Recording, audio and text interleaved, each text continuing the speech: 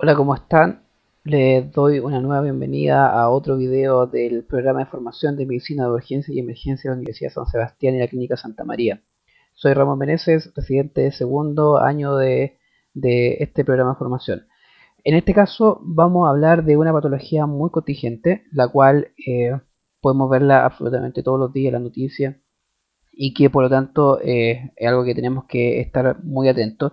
Y además porque es una patología que si es que llega a ingresar a nuestro país o al país del que ustedes estén revisando esta presentación, eh, vamos a tener que verlo desde la urgencia. Esto no es una patología que va a llegar a un policlínico ni nada así, sino que va a llegar a la urgencia. Por lo tanto, que tenemos que tener en consideración esto y conocerla muy bien.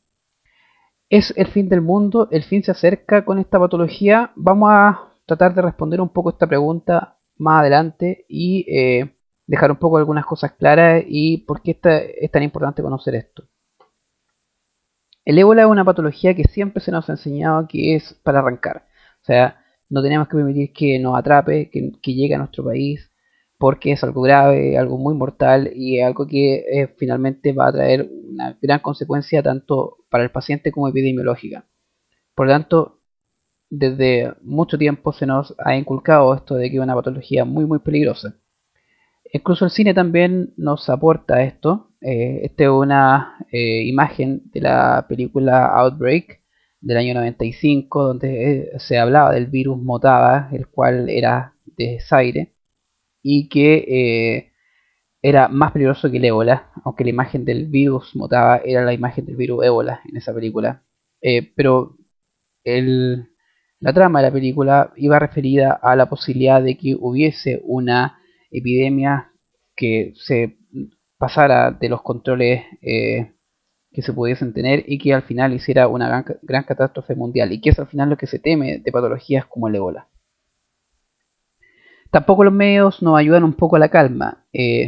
Vemos que en el afán por informar, los medios de comunicación nos bombardean con un montón de reportajes, de imágenes, y que al final eso va creando también una alarma en la población. O sea, nos vemos enfrentados a una patología de la cual no conocemos, que no la tenemos todos los días en nuestro país, y que por lo tanto eventualmente podría ser mortal, y no tenemos idea de cómo enfrentarla, ni siquiera a qué referirnos con esta patología.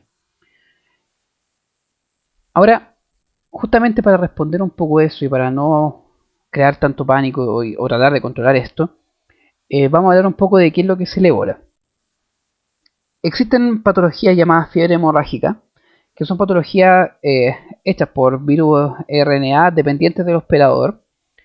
Hay 5 familias conocidas de este tipo de virus productores de fiebre hemorrágica, de las cuales el filoviridae es la familia del virus del ébola. Estas fiebres hemorrágicas tienen una distribución global.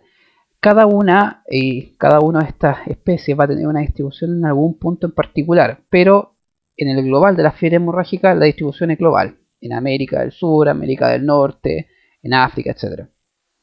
Es un síndrome multisistémico, va a afectar la homeostasis y la vasculatura, y que se va a caracterizar, entre otros síntomas, por presentar fiebre y hemorragia, lo cual le da el nombre a este conjunto sindromático.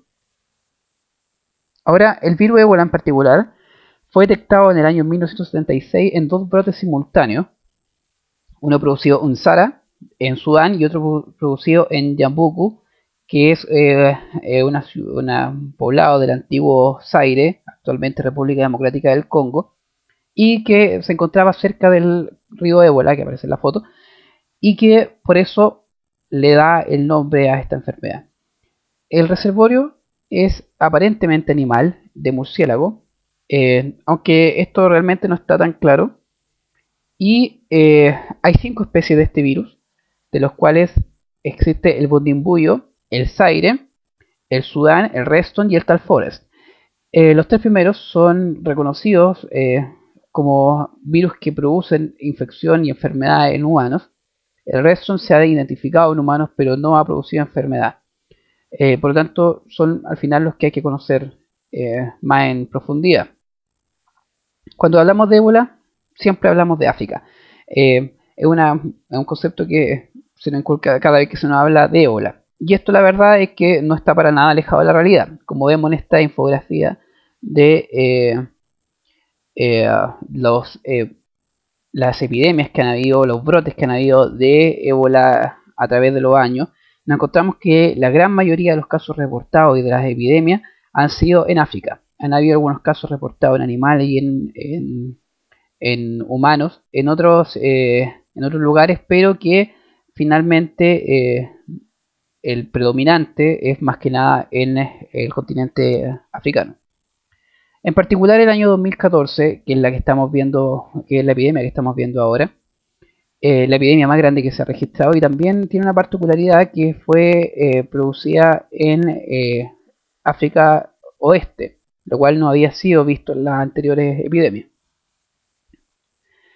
Hay 4 países mayoritariamente afectados: Guinea, Liberia, Nigeria y Sierra Leona, los cuales cuentan hasta el día 16 de agosto, que es el último informe que ha entregado la OMS, 2.240 casos totales de enfermedad, de los cuales 1.229 han muerto. Estos números han ido variando debido a que no siempre se cuentan con los exámenes confirmatorios, y que también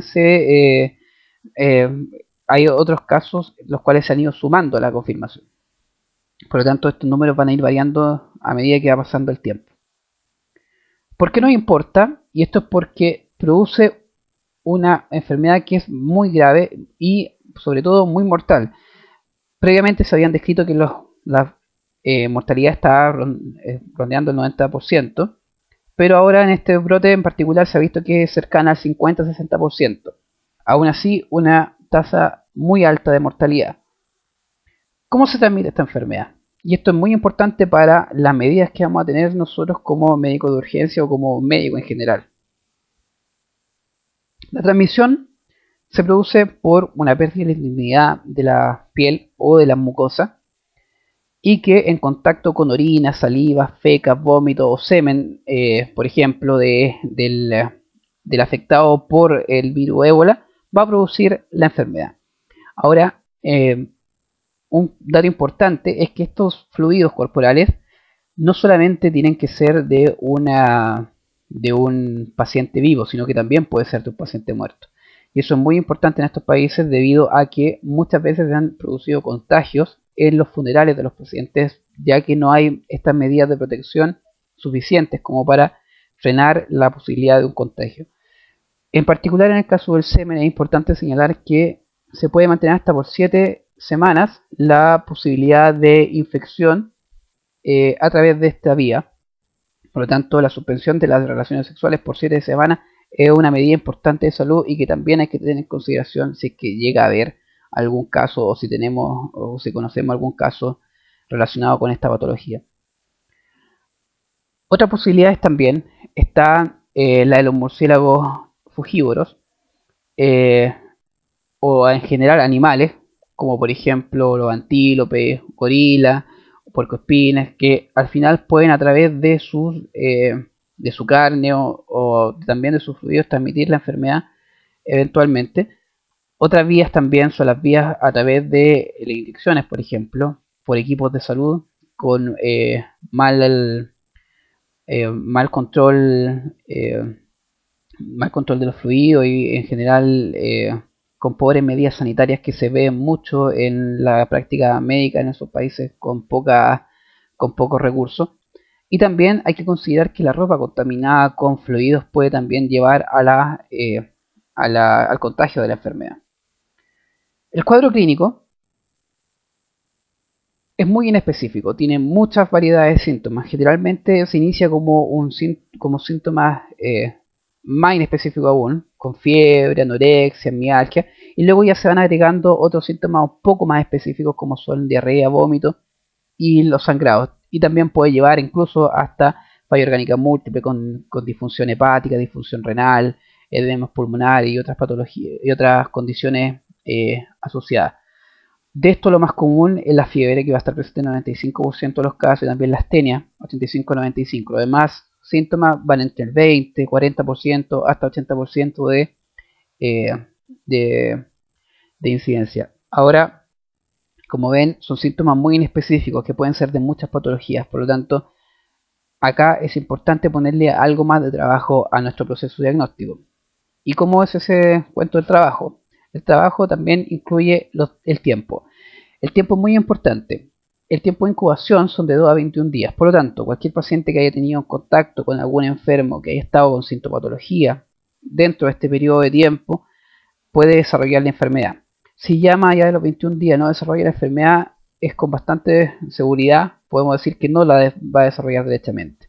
El cuadro clínico va a durar aproximadamente 8 a 10 días, dentro del cual, como habíamos visto, la mortalidad es muy alta y la evolución es casi como 50 y 50 entre la posibilidad de que el paciente se salve con las medidas que se van a tomar o que el paciente fallezca.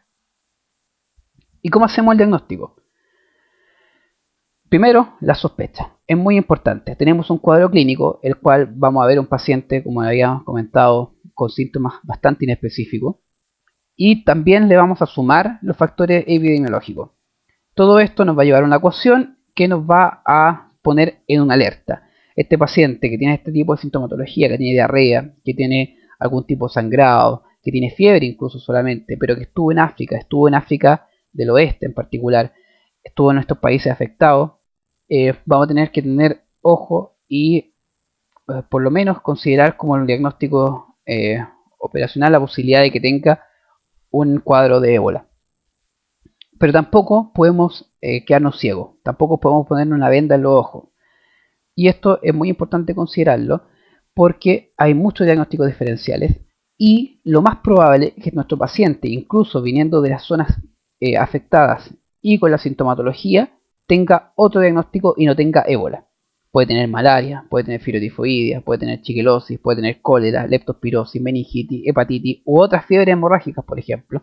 Por lo tanto, no es que sí o sí un paciente que haya venido de esos lugares y que tenga la sintomatología vaya a ser un ébola, sino que tenemos que ponerle un poco más de trabajo al proceso diagnóstico. Tenemos que descartar estas otras patologías, hay patologías tiempo dependientes como la meningitis, por ejemplo, y que si que nos ponemos a pensar en ébola, se nos van a pasar y el paciente puede tener aún peor pronóstico que si que eventualmente tuviera un ébola, cuadro de ébola. La confirmación diagnóstica, eventualmente el inicio reciente de síntomas puede presentarse a través de IgM ELISA, PCR o aislamiento de virus. En un momento más tardío de la enfermedad puede verse también con anticuerpos, IgM, IgG, cuando ya hay recuperación. Y también se puede hacer diagnóstico retrospectivo en pacientes fallecidos con pruebas de inmunohistoquímica, PCR y aislamiento de virus. La prueba de aislamiento de virus es una prueba peligrosa en general. Hay que tener mucho cuidado en el tratamiento del virus y que no siempre va a estar disponible en todos los centros. Hay muy pocos centros que están autorizados para el estudio de los virus, para hacer este estudio de virus y que se pueden ver aquí en las imágenes. Por lo tanto, no es un test que se vaya a hacer en todos los pacientes y que va a tener en consideración también para el estudio posterior.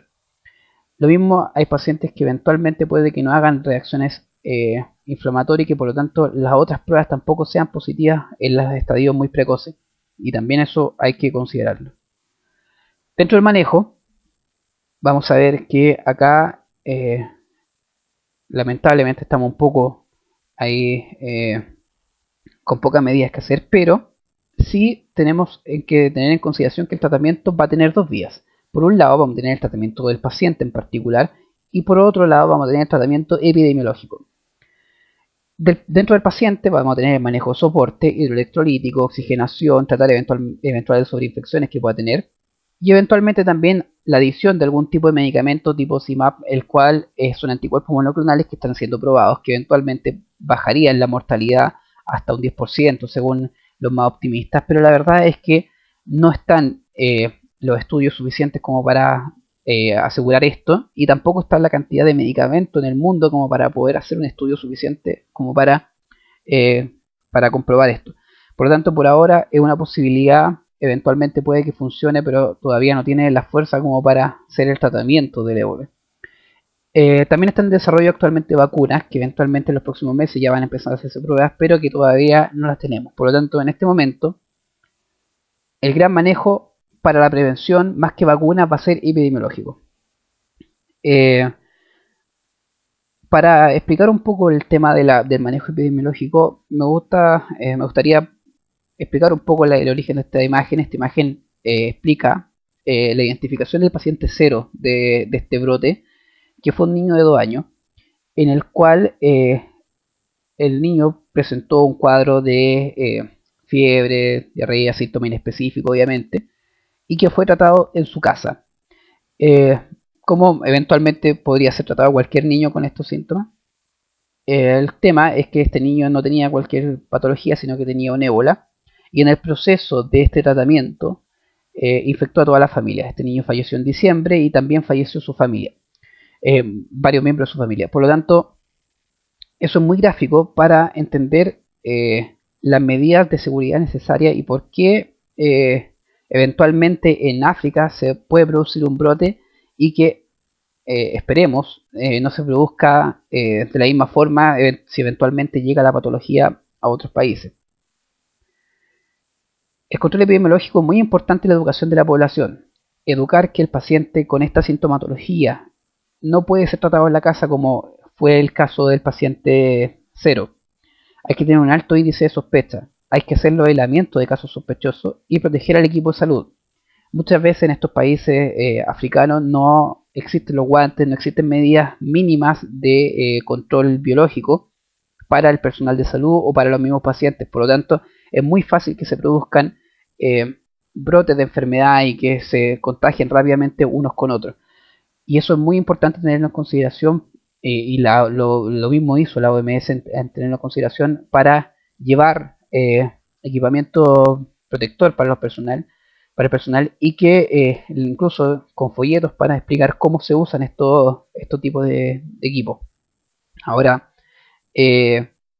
eventualmente el aislamiento puede parecer un poco exagerado, tal como vemos en esta foto que parecen astronautas o incluso más aún cuando han llegado los enfermos a países europeos o a países estadounidenses que realmente parecen un operativo gigantesco.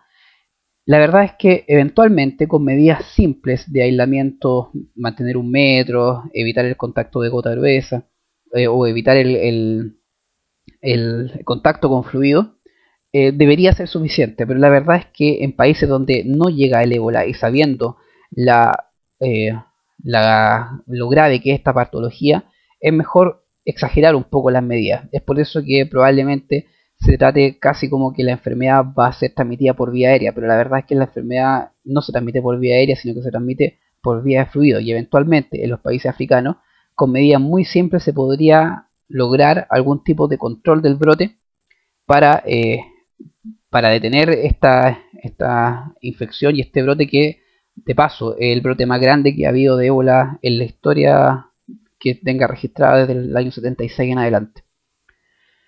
Finalmente, el ébola es una enfermedad grave, produce mucha mortalidad, 90% previamente, 55-60% actualmente. No hay un tratamiento específico, lamentablemente, y las medidas sanitarias son muy importantes, son de vital importancia.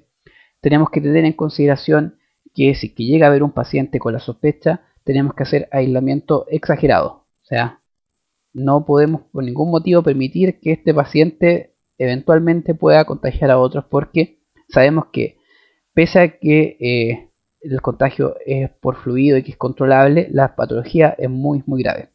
Ahora, en un esfuerzo por tratar de no alarmar a la población, el CDC ha tratado de informar un poco a la población. A través de Twitter, por ejemplo, envió este folleto que ustedes pueden ver a la derecha, en el cual explican los países involucrados, el animal que es reservorio, la mortalidad, los síntomas, cómo se transmite y en general tratar de dar un poco de educación a los pacientes. ¿Cuál es el objetivo de esto? Y que incluso es lo que escribieron en su cuenta de Twitter, es tratar de sacar un poco el estigma de esta enfermedad. O sea, sabemos que es una enfermedad grave, sabemos que es una enfermedad que se puede transmitir, pero no es que uno vaya a estar a 40 metros de un paciente con ébola y se vaya a contagiar. No es una cosa que vaya a ser una mega epidemia y que de aquí a un año más estemos todos fallecidos, sino que va a ser algo que puede eventualmente ser controlado, que tenemos que tener la educación suficiente como para saber cómo controlarlo, y que por lo tanto no hay que caer en pánico. O sea, tenemos que tener en consideración que la patología existe, pero no que nos vamos a morir todos, no que es el fin del mundo, y que tenemos que ser lo suficientemente responsables como para tratar al paciente, para tratar epidemiológicamente al paciente y también para no alarmar a la población. Muchas gracias.